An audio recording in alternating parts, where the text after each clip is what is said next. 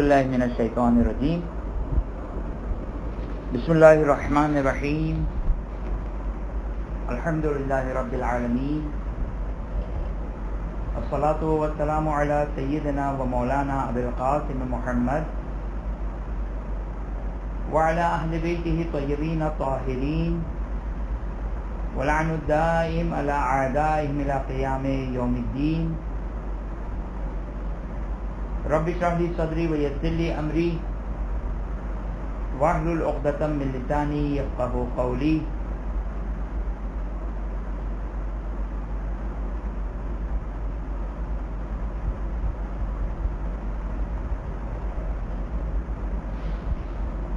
ہماری گفتگو استنجا کی ذیل میں چل رہی تھی.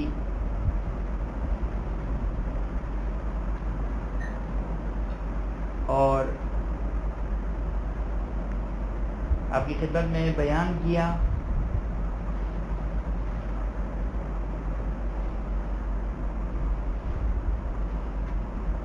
مستحبات اور مکروہات بیان ہوئے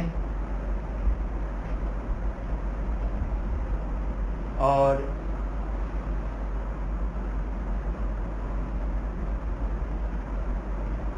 بات یہاں تک پہنچی کہ آغائے خوئی نے یہاں پر ایک مسئلہ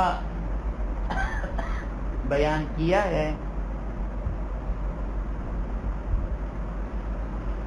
آخوئی نے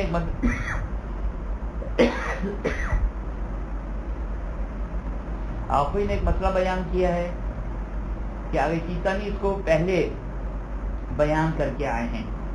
لہذا آگے خوئی کا وہ مسئلہ میں یہاں پہ آپ کی خدمت میں پڑھ دیتا ہوں کہ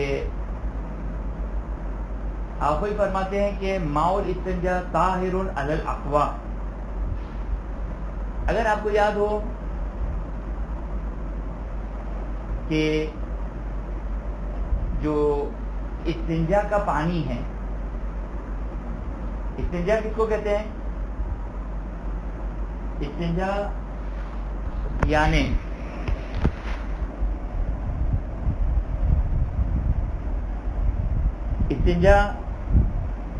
انسان رفع حاجت کو انجام دینے کے بعد جب اس مقام کو پاک کرتا ہے تو اس پاک کرنے کے پروسیس کو کہتے ہیں استنجا. اور اس پاک کرنے کے پروسیس میں جو پانی استعمال ہوتا ہے اور جو استعمال ہو گیا اس کو کہتے ہیں ماء الاستنجا، یعنی استنجا کا پانی. استنجا کا پانی آغائی سیستانی ماء الاستنجا کو کیا کہتے تھے؟ کہتے تھے کہ یہ نجس ہے لیکن منجس نہیں ہے. نجس ہے لیکن منجس نہیں ہے، یعنی نجس ہے دوسرے کو نجس نہیں کرے گا. یعنی اگر شرائط کے ساتھ ماء الاستنجا کو استعمال کیا، جو پانی میرے کپڑوں پہ اڑے گا بذات خود یہ پانی نجس ہے، پینا جائز نہیں ہے، لیکن میرے کپڑوں کو نجس نہیں کرے گا. صحیح. خب آگئے خوئی یہاں پر آپ کی خدمت میں ایک توضیح المسائل یا کوئی بھی فقہی کتاب کا ایک تھوڑا سا بیک گراؤنڈ دوں کہ فقیہ مجتہد ان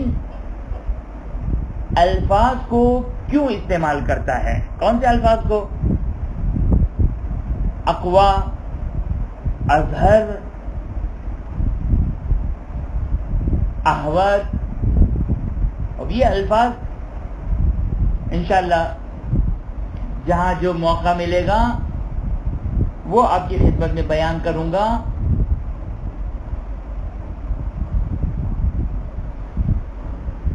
یہاں پر استعمال کیا ہے، عبارت یہ ہے کہ استنجا کا پانی پاک ہے اقوا قول کی بنا پر. اقوا الف قاف دو نقطے والا، واو اور چھوٹی یہ اقوا.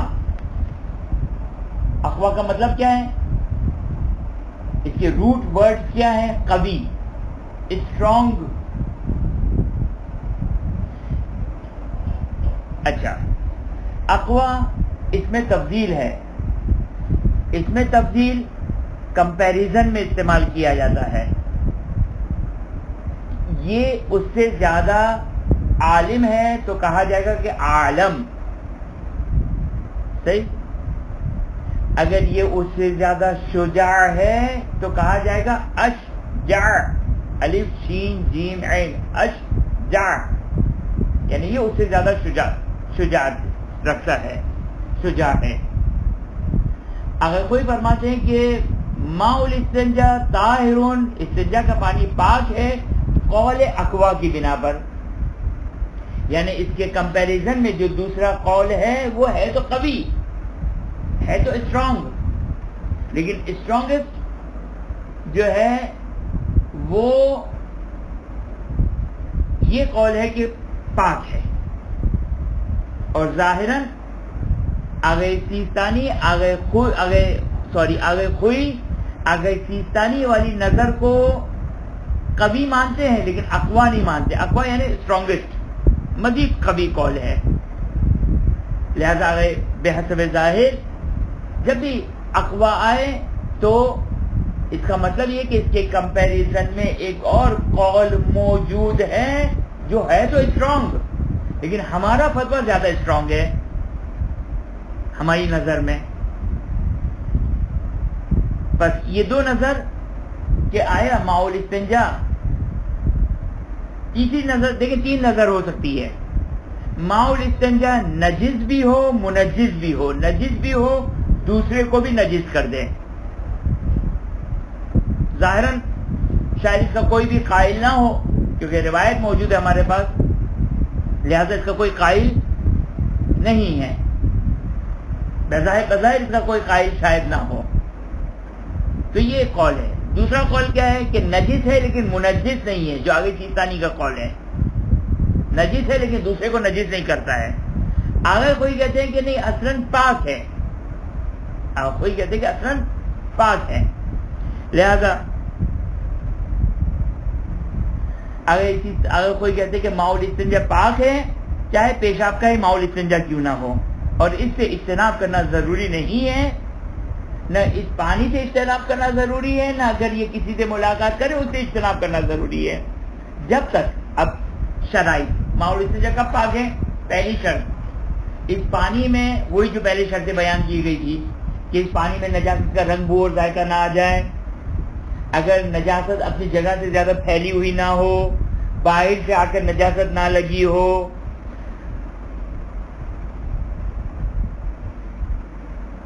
یہ ساری شرائط اگر موجود نہیں ہے تو یہ پاک ہے.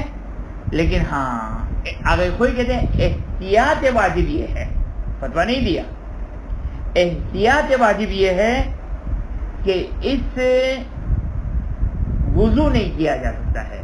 فتویٰ نہیں دیا، احتیاط واجب یہ کہ اس سے وضو نہیں کیا جا سکتا ہے. خوب، یہاں تک تو یہ ہماری بحث ختم ہوئی. اس کے بعد بحث استبرا کی. اب جو استبرا کا طریقہ ہے اس کو ہم چھوڑ دیتے ہیں، وہ بہرحال بیان نہیں کیا جا سکتا ہے. تو مسئلہ نمبر استبرا میں، اچھا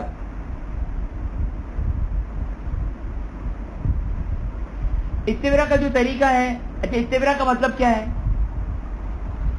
دیکھیے استبرا مردوں کے لیے ہے، خواتین کے لیے واجب نہیں ہے، مستحب ہے، واجب نہیں ہے. بس یہ ایک فرق. استبرا کی ڈیفینیشن کیا ہے کہ جو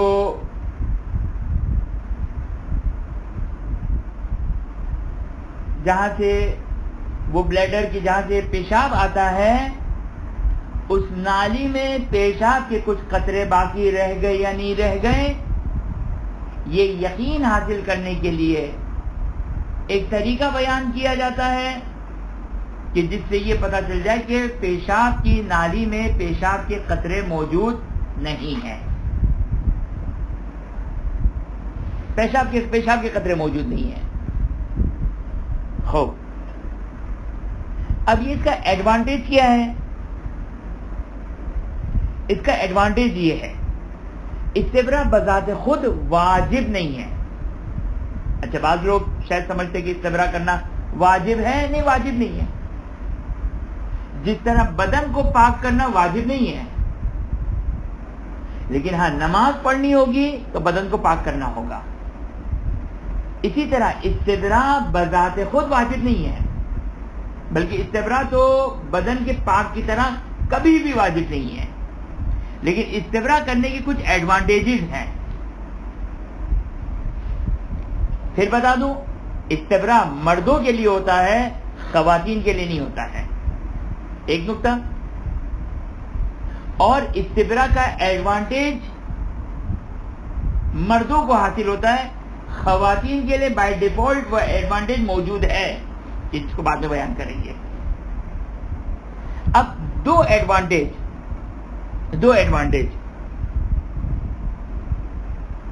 استبراء کرنے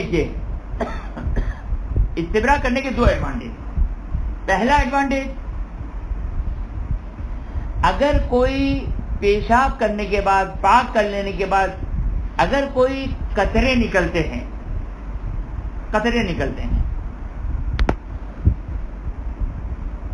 مقام پیشاب سے کچھ قطرے نکلے کہ معلوم نہیں ہے کہ یہ پیشاب کے قطرے ہیں یا کوئی اور قطرے ہیں. اس میں دو صورتیں ہیں. ایک دفعہ یہ ڈاؤٹ ہے کہ کچھ قطرے نکلے یا نہیں نکلے تو بینیفٹ آف ڈاؤٹ مل جائے گا، اور یہ سمجھا جائے گا کہ کچھ بھی نہیں نکلا. تحقیق بھی واجب نہیں ہے، وضو بھی اپنا صحیح رہے گا. تحقیق بھی واجب نہیں ہے اور وضو بھی صحیح رہے گا. کب؟ جب یہ شک ہو کہ کچھ قطرے نکلے ہیں یا نہیں نکلے ہیں. صحیح.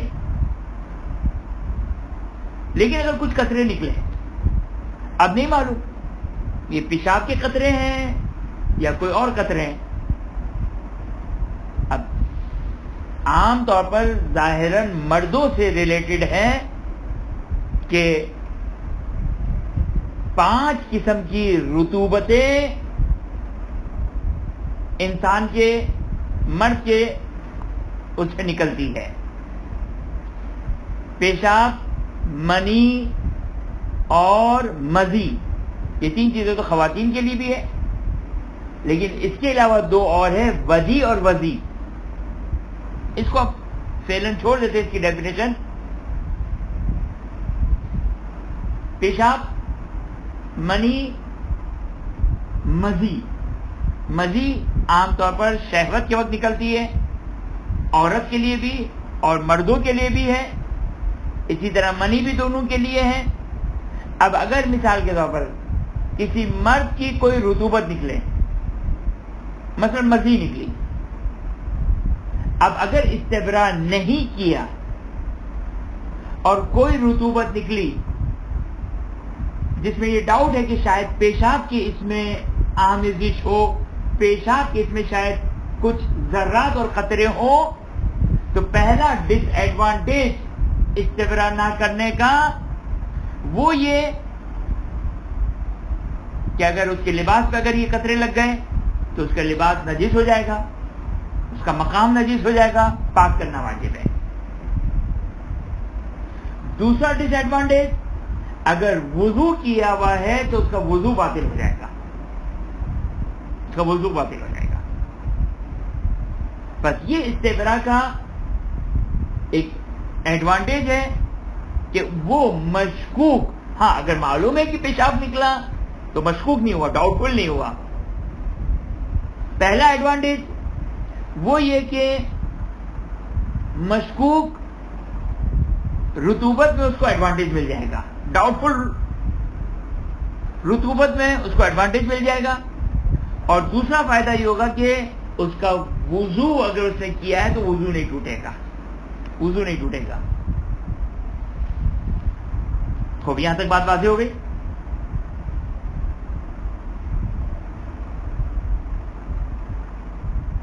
اچھا، جیسا کہ میں نے آپ کی خدمت میں عرض کیا کہ استبرا کرنا واجب نہیں ہے.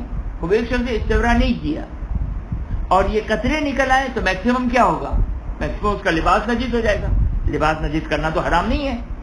نماز کے لباس پاک کرنا، نماز کے لیے لباس کو پاک کرنا ہے. اس کا بدن نجس ہو گیا، بدن نجس ہو گیا تو کون سا حرام کام ہو گیا؟ بذات خود بدن کو نجس کرنا کوئی حرام نہیں ہے. میکسیمم کیا ہوگا؟ اس کا وضو ٹوٹ جائے گا، اس کا غسل ٹوٹ جائے گا. وضو توڑنا تو کوئی حرام کام نہیں ہے، غسل توڑنا تو کوئی حرام کام نہیں ہے. لہذا استبرا بذات خود واجب نہیں ہے. توجہ کیا آپ نے؟ استبرا بذات خود واجب نہیں ہے. ہو یہاں تک آپ کی خدمت میں یہ مسئلہ بیان کر دیا.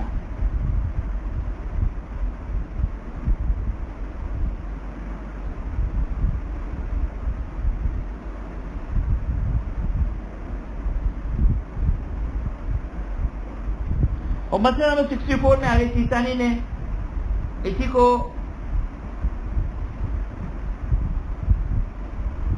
بیان کیا. اب اگر کوئی شخص کسی مجبوری، توجہ کریں، اگر کوئی شخص کسی مجبوری کی وجہ سے استبرا نہ کر سکے،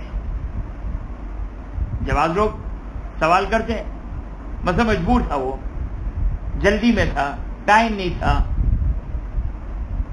تو مجبوری جو وہ حالات تو تبدیلی کرے گی.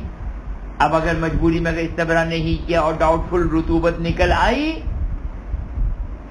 تو اس کو نجس بھی کر دے گا اور اس کا وضو بھی ٹوٹ جائے گا.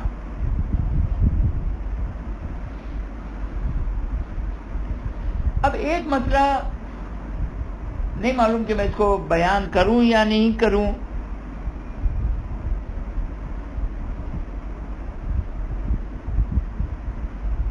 چلیں کوشش کرتا ہوں، اگر بہت زیادہ آگے بات مشکل ہو رہی ہوگی تو چھوڑ دوں گا میں. یہ ہے علم اجمالی کا مسئلہ.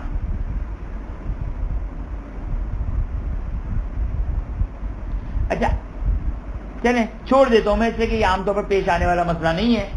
اس لیے یہ مسئلہ نمبر 64 کو جو آگے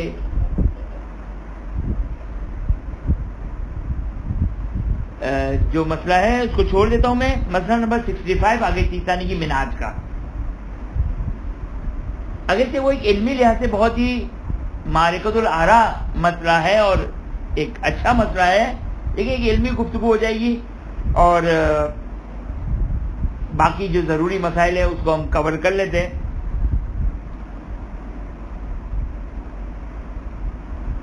مسئلہ نمبر 65.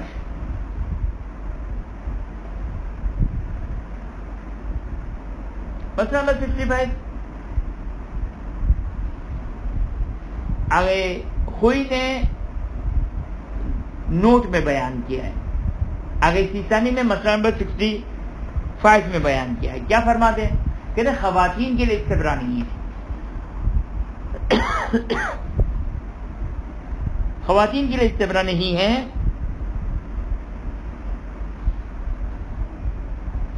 اچھا اس مسئلے کو بیان کرنے سے پہلے، مسئلہ نمبر 65 کو بیان کرنے سے پہلے ایک نقطہ بیان کر دوں جو کوئی آگے سیستانی نے دونوں نے بیان کیا کہ ایک شخص استبرا نہیں کرتا ہے لیکن اتنا ٹائم گزر جاتا ہے کہ اس کو یقین یا اطمینان ہو جاتا ہے کہ اب نالی میں پیشاب نہیں ہے، تو اس کو استبرا کا ایڈوانٹیج مل جائے گا. توجہ کیا آپ نے؟ اتنا ٹائم گزر گیا پیشاب کیے ہوئے کہ یقین یا اطمینان ہے کہ اب نالی میں کوئی پیشاب نہیں رہ گیا ہے، اگر ہوتا تو نکلتا لیکن ایسی کوئی رطوبت نہیں نکلی، لہذا جو ہے وہ استبرا کا جو ایڈوانٹیج تھا وہ حاصل ہو جائے گا. آپ کی خدمت میں عرض کیا کہ یہ استبرا کا ایڈوانٹیج کس کے لیے ہے؟ مردوں کے لیے ہے. خواتین کے لیے کوئی استبرا واجب تو ویسے بھی مردوں کے لیے بھی نہیں ہے، لیکن کوئی استبراء نہیں ہے، اگرچہ بہتر ہے۔ اچھا، اب اگر عورت کی اگر کوئی رطوبت، ڈاؤٹ فل رطوبت نکلے کہ آیا یہ پیشاب ہے یا کوئی پاک رطوبت ہے، تو بینیفٹ آف ڈاؤٹ پاک سمجھے، وضو بھی نہیں ٹوٹے گا۔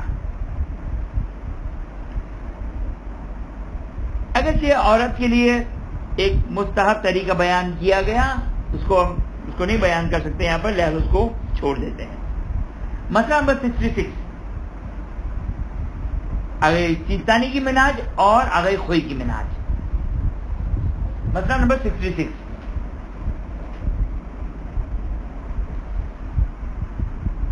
دیکھیے بلکہ شاید نہیں، آپ کی خدمت میں بیان نہیں کیا تھا، انشاءاللہ وضو میں ہم بیان کریں گے تفصیل کے ساتھ۔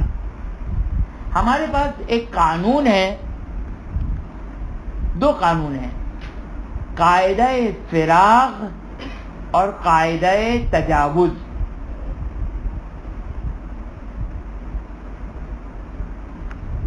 قاعدہ فراغ اور قاعدہ تجاوز۔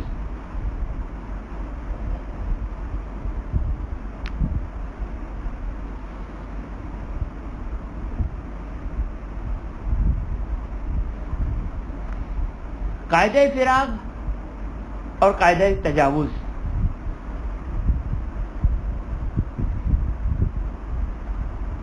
قاعدہ فراغ کس کو کہتے ہیں؟ قاعدہ فراغ یعنی ایک کام سے فارغ ہونے کے بعد آپ کو یہ شک ہو، اب یہ دو ٹرم ہے، امپورٹنٹ ٹرم ہے، فقہ میں بہت استعمال ہوتی ہے اور کام کی ٹرم ہے، یہ کئی جگہوں پر یہ اصطلاح کام آئے گی، قاعدہ فراغ اور قاعدہ تجاوز۔ قاعدہ فراغ کا لفظی ٹرانسلیشن کیا ہے اس کا؟ یعنی کسی بھی عمل سے فارغ ہونے کے بعد شک ہو۔ اچھا، کسی عمل سے فارغ ہونے کے بعد جب آپ کا شک ہوگا تو کس نوعیت کا شک ہوگا؟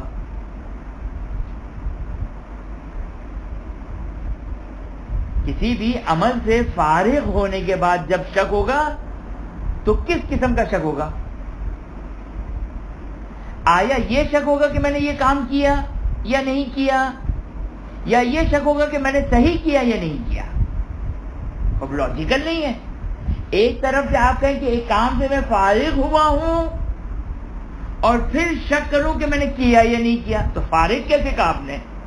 اب یہی شک ہے کہ وہ کام کیا یا نہیں کیا، تو فارغ وہاں پر نہیں کہا جائے گا۔ بس قاعدہ فراغ توجہ کیجیے گا، قاعدہ فراغ میں کیا ہوتا ہے کہ ایک کام کیا ہے میں نے، فارغ ہو گیا اس کام سے، اب جو شک ہوگا وہ کیا شک ہوگا کہ آیا اس کو میں نے پراپر طریقے سے کیا یا نہیں کیا، یہ قاعدہ فراغ۔ دوسرا قاعدہ ہے قاعدہ تجاوز۔ تجاوز کس کو کہتے ہیں؟ تجاوز یعنی آپ ایک جگہ سے دوسری جگہ ٹرانسفر ہو گئے، منتقل ہو گئے، اب آپ کو گزشتہ عمل کے بارے میں شک ہے کہ آپ نے یہ کام کیا بھی ہے یا نہیں کیا ہے۔ چلو میں نماز کی ایگزامپل دے دیتا ہوں میں، کہ مثال کے طور پر آپ نے پڑھی تکبیرۃ الاحرام اللہ اکبر، ابھی آپ بسم اللہ الرحمن الرحیم پڑھنا چاہ رہے تھے، آپ کو ڈاؤٹ ہوا کہ میں نے تکبیرۃ الاحرام پڑھی تو ہے، صحیح پڑھی یا نہیں پڑھی، تو یہ کون سا قاعدہ ہوا؟ قاعدہ فراغ، یعنی ایک عمل سے فارغ ہونے کے بارے میں بعد ڈاؤٹ ہو رہا ہے، تو اس کو کہتے ہیں قاعدہ فراغ۔ قاعدہ تجاوز کیا ہے کہ ابھی آپ یا تو الحمد پڑھ رہے ہیں یا الحمد سے پہلے، دونوں سچویشنز ہو سکتی ہیں، آپ کو شک ہو جائے کہ آپ نے تکبیرۃ الاحرام کہی ہے یا نہیں کہی ہے، تو اس قاعدے کو قاعدہ تجاوز کہتے ہیں۔ لہذا فقہا کہتے ہیں کہ اگر آپ دوسرے واجب میں داخل ہو گئے تو اٹ مینس کہ آپ تجاوز کر گئے، اب اپنے شک کی پرواہ نہ کریں. اگر دوسرے فعل میں داخل نہیں ہوئے تو تجاوز نہیں کیے ہیں, لہذا آپ کو تکبیرۃ الاحرام دوبارہ کہنا ہوگی. صحیح واضح ہو گیا؟ بس دو قسم کے ڈاؤٹ ہے. پہلا ڈاؤٹ, یہ کام صحیح کیا یا نہیں کیا. دوسرا ڈاؤٹ کہ کیا ہے یا نہیں کیا ہے, خود یہ کام میں نے کیا بھی یا نہیں کیا. اب آئیے اسی کو ہم اپلائی کرتے ہیں استنجا اور استبرا میں. استنجا اور استبرا میں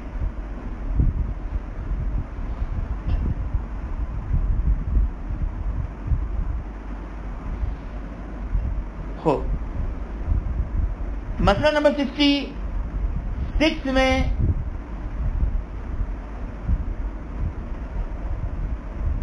تجاوز کا مسئلہ بیان کرتے ہیں. مسئلہ نمبر 67 میں فراغ کا مسئلہ ڈسکس کرتے ہیں.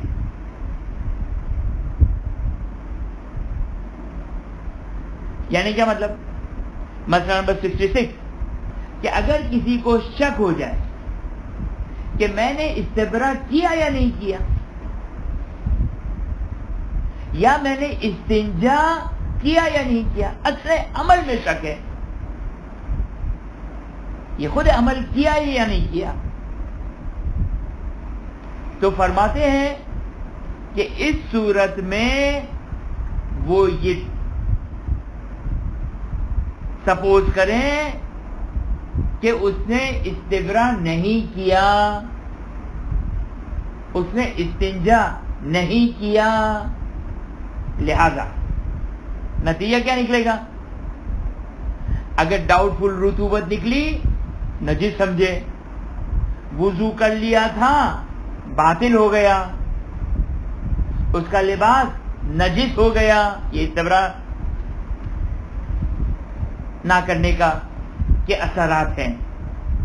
اسی طرح اس کو شک ہو جائے کہ میں نے استنجا کیا یا نہیں کیا, بھول گیا میں استنجا, کہ بھول تو نہیں گیا ہوں میں, واش روم سے آنے کے بعد شک ہو رہا ہے. دیکھیں یہ بات ہو رہی ہے نارمل لوگوں کی, ایب نارمل لوگوں کی نہیں. جو ہر چیز میں شک کرتے ہیں یہ ان کے لیے مسئلہ نہیں ہے, وہ تو اپنے آپ کو بالکل پاک و پاکیزہ معصوم سمجھے, بدن کے لحاظ سے, ظاہری نجاست کے لحاظ سے, نہ روحانی نجاست کے لحاظ سے, وہ اپنے آپ کو پاک سمجھے. کثیر شک وسواسی. لیکن جو نارمل انسان ہے, اگر اس کو شک ہو جائے کہ میں نے استنجا کیا یا نہیں کیا, میں نے استبرا کیا یا نہیں کیا, لہذا سمجھے گا کہ میں نے استنجا نہیں کیا, استبرا نہیں کیا. یہ کون سا شک ہے؟ قاعدہ ہے تجاوز. اب وہ ٹوائلٹ سے تجاوز کر بھی گیا, ٹوائلٹ سے باہر نکل بھی گیا, جس طرح سورہ, جس طرح نماز میں اگر میں نے الحمد پڑھنا شروع کر دی اور شک کیا کہ میں نے تکبیرۃ الاحرام کہی یا نہیں کہی, وہاں پر قاعدہ تجاوز چلتا ہے. وہاں پر اپنے شک کی پرواہ نہیں کروں گا, بلکہ واجب ہے کہ پرواہ نہ کروں. اگر کوئی آگے چیزہ نہیں کہتے, اپنی نماز کو کنٹینیو رکھو, جائز نہیں ہے دوبارہ تکبیرۃ الاحرام کہنا. اب دوبارہ تکبیرۃ الاحرام کہی تو نماز باطل ہو جائے گی, یا باطل ہو سکتی ہے. توجہ کیا آپ نے؟ بس جو ہے وہ, لیکن استنجا اور استبرا میں آپ کو اگر یہ شک ہے کہ آپ نے کسی نے یہ کیا یا نہیں کیا, تو سمجھے گے کہ نہیں کیا, لہذا اس کا بدن نجس ہے. اگر اس کو شک ہو جائے کہ میں نے استنجا کیا یا نہیں کیا, وہ اس حالت میں نماز نہیں پڑھ سکتا ہے. صحیح, اس حالت میں نماز نہیں پڑھ سکتا ہے. صحیح. اب یہاں پر ایک اجازت ایک چھوٹا سا مسئلہ اپنی طرف سے ایڈ کر دوں. اگر نماز کے بعد شک ہو جائے, نماز کے بعد, نماز ظہر پڑھ لی میں نے, یہ لے مین کی بات ہے, کثیر شک کی بات نہیں ہے. نماز ظہر پڑھ لی, شک ہو رہا ہے کہ میں نے استنجا کیا تھا یا نہیں کیا تھا, تو استنجا تو دوبارہ کرنا ہوگا. وہ جو نماز پڑھی وہ صحیح ہے یا صحیح نہیں ہے؟ ان شارٹ اتنا بتا دوں کہ نماز کے لیے قاعدہ فراغ چل جائے گا. اور یہ سمجھائے گا کہ نماز صحیح ہے، ان شرائط کے ساتھ جو بعد میں بیان کروں گا میں انشاءاللہ، وہ شرائط بعد میں آئے گی، اس کا مسئلہ بعد میں آئے گا. صحیح؟ کیا قاعدہ فراغ کے لیے اگر کوئی ایک ایکسٹرا کنڈیشن لگاتے ہیں، آگے چیزانی نہیں لگاتے ہیں کہ وہ شرائط وضو میں بیان کروں گا میں، لیکن نماز صحیح ہو جائے گی، لیکن نماز اثر کے لیے بدن پاک کرنا پڑے گا. صحیح؟ خوب. بس خلاصہ کیا ہو گیا کہ اگر شک ہو کہ میں نے استبرا کیا یا نہیں کیا، استنجا کیا یا نہیں کیا، تو سمجھا جائے گا کہ نہیں کیا. وَإِن كَانَ مِنْ عَادَتِهِ، اگرچہ اس کی عادت یہ تھی کہ کیا کرتا تھا. ہاں، اگر اس کو عادت کی وجہ سے اطمینان ہو گیا، سیٹسفیکشن ہو گئی، یعنی حتمن کیا ہوگا میں نے، شیطانی بس ہوتا ہے، اطمینان ہے اس کو، پاسبل نہیں کہ میں استنجا کیے بغیر نکل آؤں. اگر اطمینان ہے تو صحیح ہے، لیکن اگر ویلڈ اگر شک ہے، وسواسی نہیں ہے اور واقعی شک ہے، ویلڈ شک سے مراد وسواسی نہیں اور واقعی شک ہے، چاہے گمان ہی کیوں نہ ہو. گمان کی ڈیفینیشن ہم نے پہلے بیان کی تھی. 80% خیال ہے کہ میں نے استنجا کر لیا، 90% خیال ہے کہ استنجا کر لیا، لیکن یہ اطمینان سیٹسفیکشن نہیں ہے، تو سمجھیں گے کہ استبرا نہیں کیا. استنجا جس چیز کے بارے میں بھی ڈاؤٹ ہے وہ سمجھا جائے گا کہ نہیں کیا. صحیح واضح انشاءاللہ.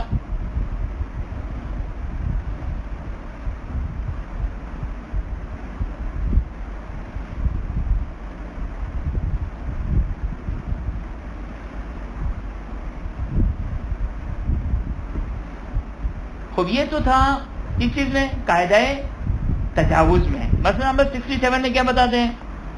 مسئلہ نمبر 67 میں بتاتے ہیں کہ اگر معلوم ہے کہ استبرا تو کیا تھا،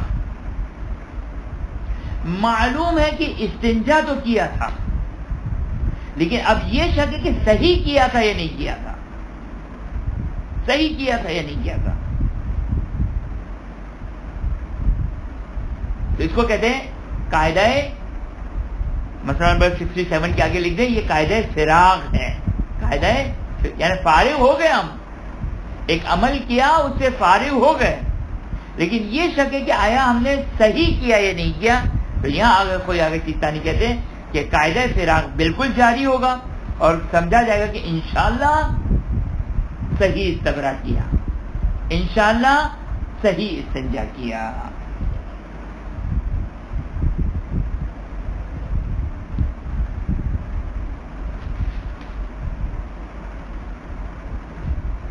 اور مسئلہ نمبر 68 اسی سے ریلیٹڈ ہے، اتنا زیادہ خاص وہ نہیں ہے. مسئلہ ہم نے آپ کی خدمت بیان کر دیا، چلیں ہم پڑھ دیتے ہیں. مسئلہ نمبر 68 کہ اگر مزی خارج ہو، مزی جو کسی شہوت والی باتوں سے یا منظر سے یا کسی شہوت والی چیز سے کے نتیجے میں ایک رطوبت نکلتی ہے، اس کو مزی کہتے ہیں. اب نہیں معلوم اس مزی کے ساتھ پیشاب کے قطرے ہیں یا نہیں ہیں. اگر پیشاب کے قطرے ہیں، اچھا، مزی بذات خود پاک ہے، مزی بذات خود پاک ہے. اب شک ہے کہ آیا اس کے ساتھ کچھ قطرے نکلے یا نہیں نکلے پیشاب کے. اگر قطرے نکلے ہوں تو مزی بھی نجس ہو جائے گی، اگر نہ نکلے ہوں تو مزی پاک ہے. تو یہاں پر وہی والا قانون چلے گا. اگر استبرا کر لیا ہے تو مزی پاک ہے اور وضو بھی نہیں ٹوٹے گا اور بدن بھی پاک رہے گا. اگر استبرا نہیں کیا ہے،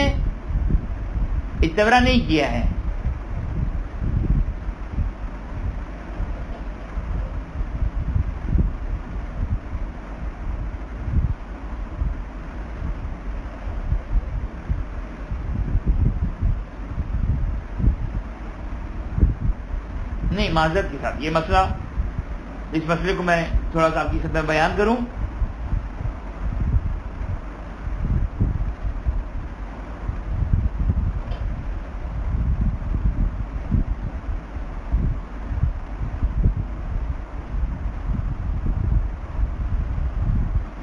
سچی بات یہ ہے کہ یہ مسئلہ آگے کوئی کا پہلے پڑھتا ہوں. اگر سیسانی کا مسئلہ مجھے لگ رہا ہے کہ مجھے سمجھ میں شاید نہیں آیا ہے، اس کو میں دیکھتا ہوں. لیکن آخوئی کا مسئلہ پڑھتا ہوں. آخوئی کیا کہتے ہیں کہ اگر معلوم ہے 100% کی مزی نکلی ہے، معلوم ہے مزی نکلی ہے، لیکن یہ نہیں معلوم کہ آیا اس کے ساتھ پیشاب کے خطرے ہیں یا نہیں ہیں، تو اگر کوئی کہتے ہیں کہ اس کو پاک سمجھے، اس کو پاک سمجھے چاہے استبراء نہ کیا ہو. یہ شاید ہمارے لیے پہلی مرتبہ ہم نے یہ مسئلہ دیکھا کہ اگر کوئی کہا کہ اگر کنفرم مزی تو نکلی ہے لیکن معلوم نہیں کہ آیا اس کے ساتھ پیشاب کے قطرے ساتھ ہے یا نہیں ہے، تو اس کو پاک سمجھے چاہے استبراء نہ بھی کیا ہو. یہ اگر کوئی کا مسئلہ یہاں پہ کمپلیٹ ختم. آگے سیسانی کا مسئلہ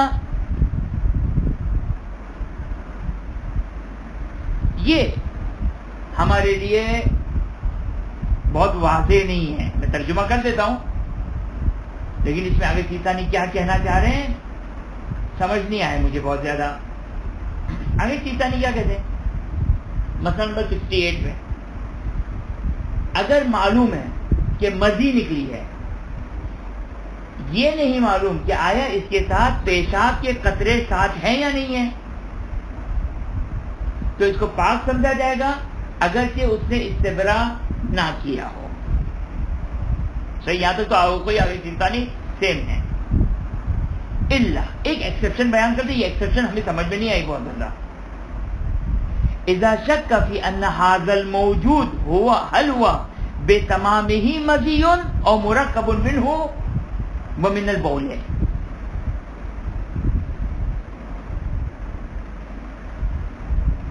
کہ یہ جو موجود ہے، یہ جو رطوبت سامنے نظر آ رہی ہے، یہ آیا پوری کی پوری مزی ہے یا مزی کے ساتھ پیشاب بھی شامل ہے، اور فرض ہے کہ استبراء نہیں کیا تو سیسانی کہتے ہیں اس صورت میں نجس ہے. اب ہمارا سوال آگے سیسانی سے یہ ہے کہ اوپر آپ نے کیا کہا؟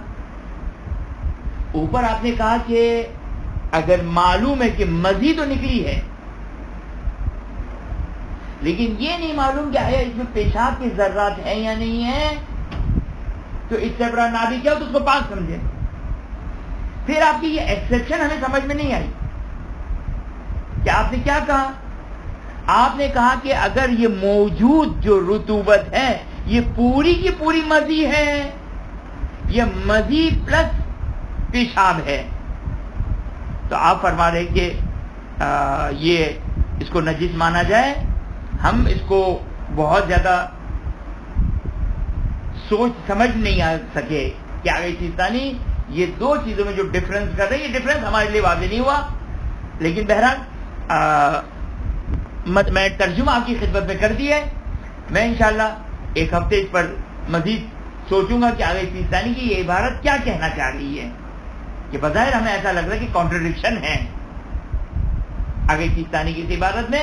پھر بھی ہم اس کو مزید سوچتے ہیں اور کیا اس عبارت میں آگے سیسانی کہنا چاہ رہے ہیں، یہ انشاءاللہ جو کو ہم سوچتے ہیں اور اگلی دفعہ دیکھیں کس نتیجے پر ہم نکلتے ہیں. علی ای حال یہاں تک تخلی، استنجا، استبراء ختم. یہ سب کے سب مسائل ختم ہو گئے. اگلی دفعہ اگلے سیٹرڈے کو انشاءاللہ وضو کے احکام انشاءاللہ شروع ہوں گے.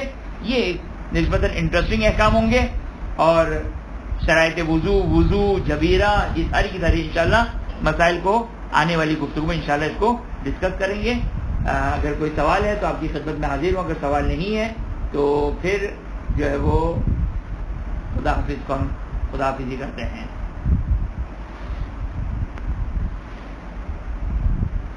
خدا کی بارگاہ میں دعا کر دیں گے خداوند ہمیں علوم محمد و آل محمد علیہ السلام کو سیکھنے کی توفیق عطا فرما، اس پر عمل کرنے کی توفیق عطا فرما. تیرے رسول اور اہل بیت اطہار علیہ السلام کی معرفت عطا فرما. تمام مومن و مومنات کی مغفرت فرما. اپنی آخری حجت امام عصر زمان سلام اللہ علیہ کے ظہور میں تعجیل فرما. ہمیں ان کے اعوان و انصار میں قرار فرما. ربنا تقبل منا انک انت السمیع العلیم.